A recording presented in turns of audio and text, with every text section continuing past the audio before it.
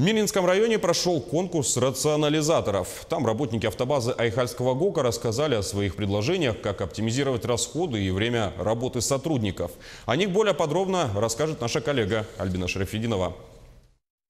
В конкурсах рационализаторов коллектив автобазы технологического транспорта Айхальского горно-обогатительного комбината участвует постоянно. Идеи, предложенные работниками предприятия, не раз признавались лучшими. Первое место за очередное рацпредложение цех занял и на последнем местном конкурсе рационализаторов.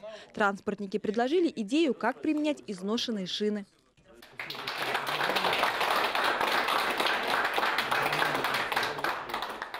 Работники автобазы технологического транспорта номер 1 предложили применять изношенные шины для ограждений на территории карьеры Юбилейной. Ежегодно в автобазе накапливается более 200 штук изношенных шин, карьерных самосвалов. Отработавшие шины скапливаются на промплощадке карьеры Юбилейной.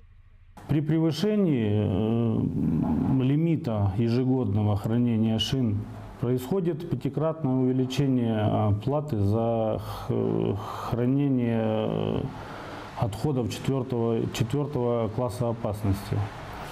Тем самым экономический эффект от внедрения данного рационализаторского предложения достигает 4 306 000 рублей.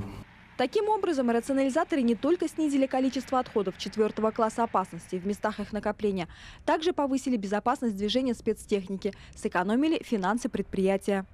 При размещении крупногабаритных шин в 2 яруса обеспечивается высота барьера высотой порядка 2 метров.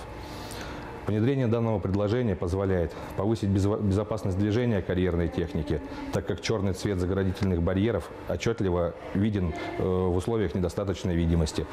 Рационализаторское предложение применяют в автобазе с 2017 года. За это время работники АТТ использовали для ограждения на площадке Юбилейной более 700 крупногабаритных шин.